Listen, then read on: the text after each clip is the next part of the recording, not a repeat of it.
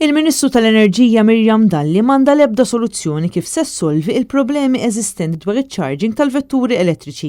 Dal-istazzjoni sta jikkonferma li Gvern Laburista ilu jkaxkar saqajh għal 3 snin sħaħ sabiex jagħmel iktar charging pillars u biex sempliċement iwaħħal tabella ma' charging pillars eżistenti biex dawn ma jkunux okkupati minn karozzi li jipparkjaw illegalment.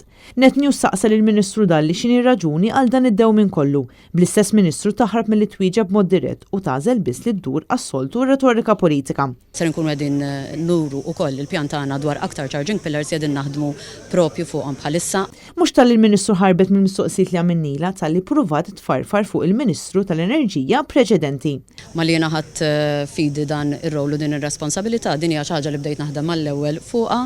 Bil-Ministru tammetti li hemm bżonn ta' sistema aħjar minn dik eżistenti. Irridu naraw il-feedback tan-nies biex naraw kif dejjem ikollna sistema ferm aħjar. Gvern ġdid immexxi mill-kap tal-Partit Nazzjonalista Bernard Grek iwiet infrastruttura adekwata għaċ-charging ta' vetturi elettriċi li warajja jkun hemm sistema b'saħħitha ta' distribuzzjoni ta' elettriku. Ma dan ikun hemm ukoll rati ġusti li jinkoraġġixxu kemm lill-investituri privati kif ikoll il-poplu biex kompli jinvesti f'din it-teknoloġija.